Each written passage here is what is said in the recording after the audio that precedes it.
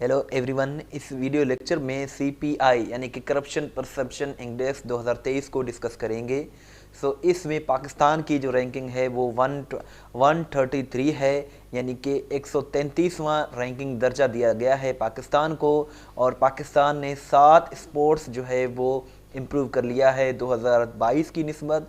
अगर हम इसकी बात करें करप्शन परसेप्शन इंडेक्स की, तो 2022 में पाकिस्तान की रैंकिंग था 140 और 2023 में पाकिस्तान की रैंकिंग है 133। और ये ट्रांसपेरेंसी इंटरनेशनल की जानिब से इसको पब्लिश किया गया है 30 जनवरी 2024 को। और ये जर्मन बेस्ड करप्शन वॉचडॉग है और इसको हर साल इस रैंकिंग को रिलीज़ किया जाता है और ये बहुत ही इंपॉर्टेंट एक रैंकिंग होता है।